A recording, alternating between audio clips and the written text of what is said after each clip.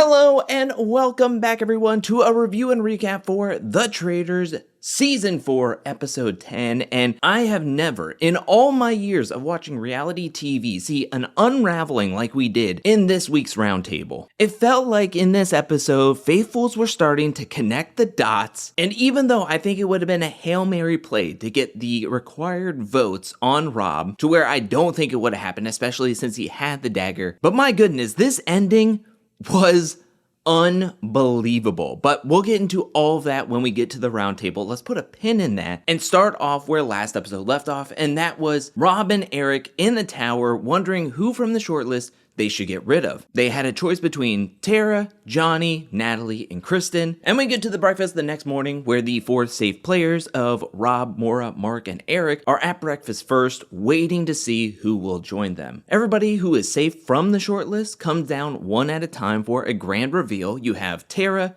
then Johnny, and the last person to breakfast is Natalie. Thus, Kristen was eliminated by Rob and Eric. Now, yes, Kristen did throw out Eric's name towards the end of last week's episode, but really that was only to Rob and Mark. So the idea is that getting Kristen out, she can't spread Eric's name to more people. Rob can work on Mark, who may be more malleable, with Kristen out of the game. And really, we see that right off the bat with Game Talk after breakfast, where Rob and Mark go to hang out outside, and Mark is like, everybody who I've gotten close with is now gone. So you're my number one guy, Rob. Then Mark brings up Eric's name because Kristen said he was too quiet, and Rob instantly deflects saying, yeah, but Eric's like always quiet. You know who we should be looking into is Natalie. She's the last gamer standing, and she voted for Tara instead of Candace when all signs were pointing to get out Candace. Mark instantly forgets about Eric's name and is only thinking about Natalie. Speaking of Natalie, her and Tara go off to have a one-on-one conversation where Tara is like, the traitor isn't Natalie, but could it be Rob? Tara floats out Rob's name to Natalie, who says that while down in the dungeon, playing with that jack-in-the-box, she kept on thinking to herself, why am I still here? And she was thinking, well, what if I have a guardian angel up in Traitor's Tower, keeping me safe, and that person would be Rob. It was at this point in the episode that I was like, okay, maybe this roundtable is going to be some fireworks. Even though it was going to be a tall task to try to rally up votes to get out Rob, especially because he has the dagger, giving him 2 votes in this week's roundtable. Tara and Natalie and Johnny, because however Tara votes,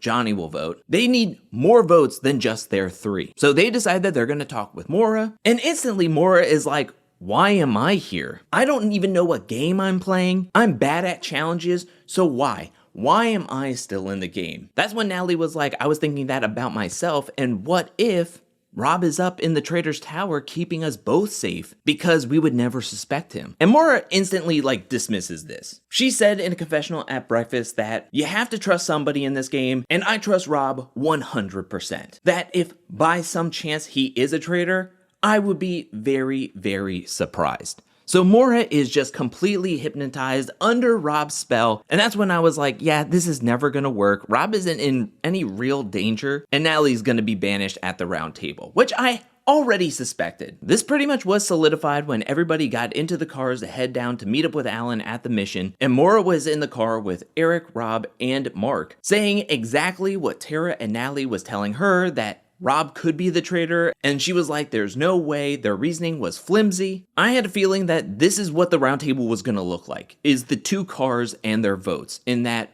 Rob, Maura, Eric, and Mark were all gonna vote with each other, and Johnny, Tara, and Natalie were all gonna vote with each other, and that's just how the cookie would crumble. Oh, but how wrong I was gonna be about that. But we're gonna put a pin in that as we get to this week's mission, where all the players join up with Alan at an abandoned carnival to ride a carousel that will spin them pretty fast and for quite a while to get them good and dizzy, to where then they will have to unlock themselves, run into all the carnival stands, and then try to rip open as much stuffies as possible, looking for bags of money. Now this is a game of musical chairs, so every round there will be at least 1 seat missing. So the last person to get back with a money bag will be eliminated, and the last person standing will win a shield. Now I should point out that Eric and Tara cannot ride on the carousel due to a medical condition, but they're still able to play because they have body doubles that will sit on the carousel for them. They will sit off to the side, and once Alan tells everybody to go, they will have to run, unclip their body doubles, carry them to the seats on the side, and then they'll be able to run in. I do think that it is an advantage to them that they won't be dizzy running into the carnival initially, but I also like that they had an opportunity to play the game, as if they had to sit out right away, that would be unfair to both Tara and Eric. I really like this mission. I'm a huge fan of musical chair games in any reality competition show. I like the production design. I like how detailed they were in making everything and then trying to age it like it's been there for years. Now, if you're a plushies enthusiast, you are probably having a hard time watching this challenge, just seeing all the competitors running up and just cracking open all these stuffed animals. I was actually quite surprised with the first person who was eliminated, which was Rob. Now, I will say that Alan did forget to mention that this was a musical chairs type of game, so maybe Rob was taking his time looking for a higher priced money bag, and by the time he got back to the carousel, everybody else had their own money bags of $750 to $1,000. And Rob was upset. I don't think Rob is that frustrated about losing out on money or the shield, but at this point in the game, he knows that he has to put on airs. He has to do something to show that I'm nervous that I could possibly be taken out this late in the game. Next to be eliminated is Johnny, then Mark, then Natalie and Tara were eliminated at the same time because they decided to take 2 seats away, leaving just Maura and Eric left to see who would get the shield. Honestly, I knew that Eric was gonna win because even though Maura made it all the way to the end, she had to have multiple people help her in the rounds opening up these stuffed animals. And so I just felt like Eric was gonna take this, and he did, getting the shield. So with Eric getting the shield, the Traitors have free reign to take out anybody that they want, as well as they added in $24,500 to the grand prize fund out of the possible $30,000 that they could have gotten, which I think is pretty impressive. Now, after the mission, this is where the episode starts to get good because we go back to the castle for a little bit of game talk. We have Tara and Natalie talking to Mark about why they think Rob could be a traitor. Natalie brings up that Rob could be her guardian angel in Traitor's Tower, the overacting at the mission, at the breakfast table, as well as maybe Candace left us a little bit of a hint on her way out. To my surprise, it seems like Mark is considering what they're saying and thinking over the evidence. Possibly, maybe it could be Rob. I'm thinking maybe, just maybe, there is a 5% chance that there could be a tied vote and maybe a re-vote at the round table. That would be very exciting, but still thinking that Rob is gonna stay. However, my demeanor changed because we get a conversation right before the round table between Tara and Johnny where they're second guessing themselves all day. We've been talking about Rob possibly being a traitor, but can we really trust Natalie? She comes from Survivor, a game where you're supposed to lie to people. She is the last gamer here. Could she be playing us? I still think that Rob could be a traitor, but is Natalie truly a faithful? It seems like she is, but maybe, maybe not. We get to the round table, and the second bad sign is Tara starting things off going, I don't want to start the conversation. Everybody else should start it, and then I'll piggyback on it once I start to settle my mind and the dust in my mind. This is where Natalie and Rob start to swap suspicions on one another. They have been so close in the game, but the last few days, they've been drifting apart a little bit. Also, Rob is like, you're the last gamer. Then Mark jumps in on that, saying that if Natalie is a traitor, taking out all the gamers is genius. And then Maura jumps on it, going, just because you're the last gamer and you said all your friends were taken out, doesn't automatically make you a faithful, which is true. Natalie, I think, defends herself quite well in this moment, and then turns the attention over to Rob, saying that there was a shift with Rob. Again, brings up the acting at breakfast and the mission, the Candace vote, the guardian angel claim. I am pleased that Mark spoke out about the whole Candace vote and saying that it has also stuck in his mind. Rob defends himself, saying that her reasons were thin. I dropped a fork and that makes me guilty. Guilty of what? During Rob defending himself, he gets cut off by Maura defending Rob. If Maura had more suspicions and was more on the fence, I think there could have been a changing of the tide. But because Johnny and Tara felt like they needed both Mark, Eric, and or Maura, 2 of the 3, to join on their side and to be in the suspicions. But because Eric is never going to turn on Rob, Maura is not going to turn on Rob, that would lead to Mark not turning on Rob, that this was a lost cause. What ultimately sinks everything though, and this is where I was just shocked. I was just shocked by this whole results, was that Tara finally decides to speak up after everybody else spoke up, and she goes into backtracking mode. She's like, all day, I thought about Rob possibly being a traitor, but now I just don't know about hearing everybody and I don't want to be wrong and everything. Then Johnny backs up Tara backtracking, saying that, well, I wasn't committed in anybody's name coming into this. So now Johnny and Tara leave Natalie on an island by herself. And Natalie, who was like, I am turning on somebody that I was close with the entire game. Now I feel betrayed. I feel like I was duped into turning on somebody I deemed a friend by two people I wasn't super close with. And now I'm here just like looking like a fool. Then Rob raises his hand saying that he wants to use his dagger. 150% Natalie is going. But I had a thought that at least one vote would go on Rob. Wrong.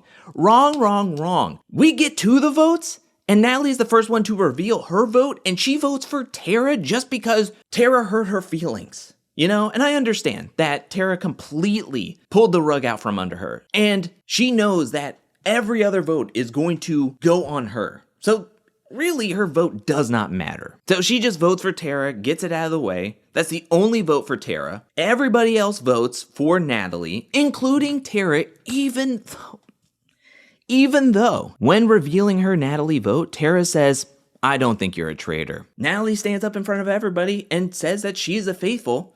We get some theatrics from Mark knocking over his mini chalkboard. Tara feels so guilty and says that she doesn't want to play the game anymore, that she is done. She feels embarrassed how wrong she has been this entire game. She gets comforted by both Mark and Maura.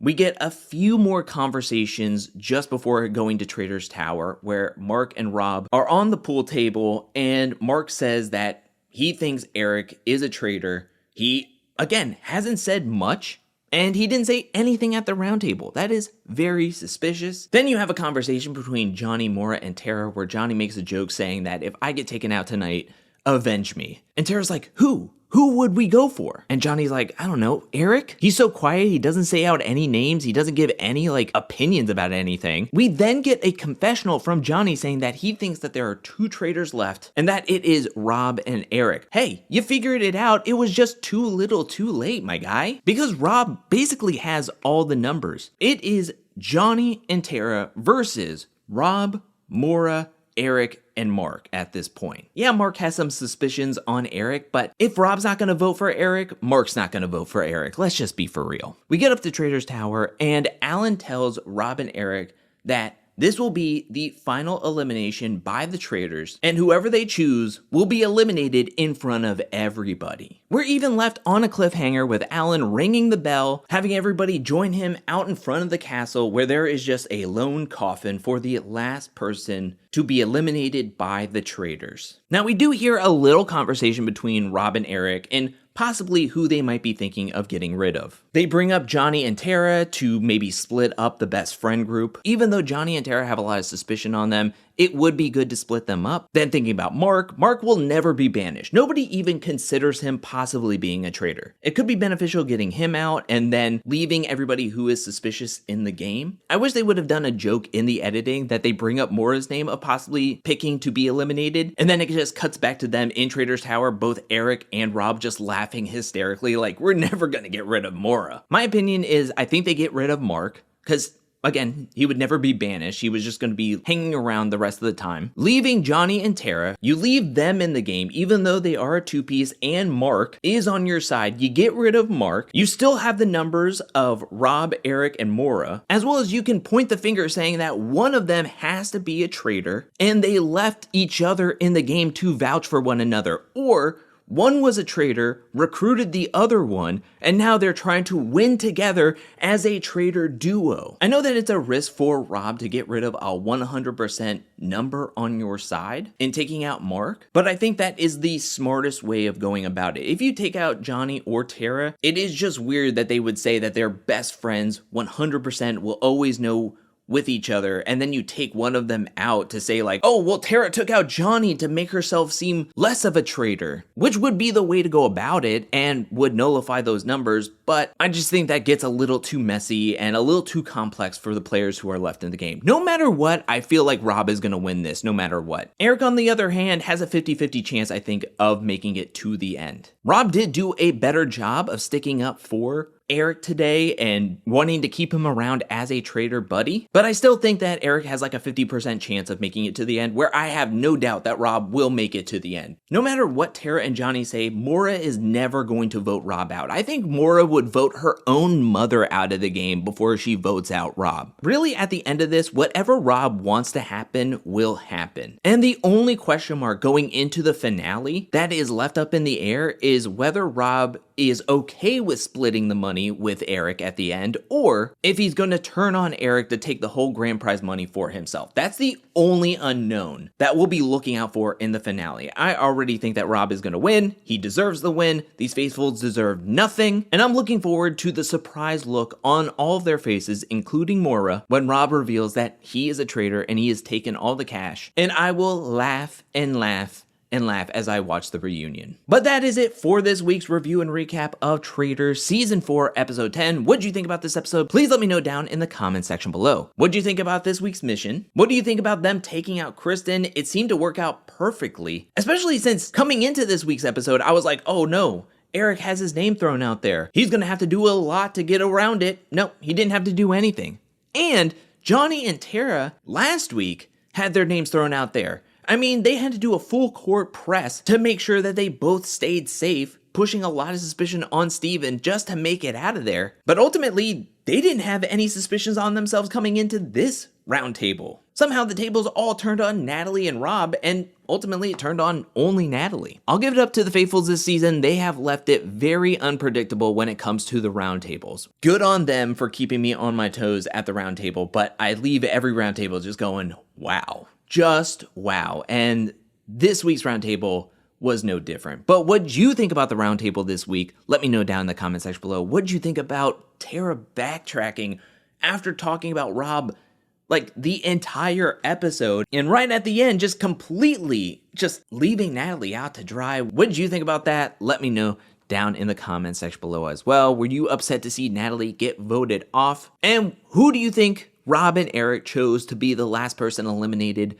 by the traitors? Let me know anything and everything you felt about this episode down in the comment section below. I can't believe next week is it. It is the finale. We are done. It's the finale and the reunion all wrapped up. This season seemed to just fly by, and I can't wait to see what's going to happen at the very end. I now want to give a special shout out thank you to everyone who supports me over at patreon.com/angelcakevids. Thank you for your support. Thank you for your generosity. Thank you, thank you, thank you. And thank you for watching this video up to this point. I'll be back really soon with more traitor content, more challenge content, more content in general. But until then, peace.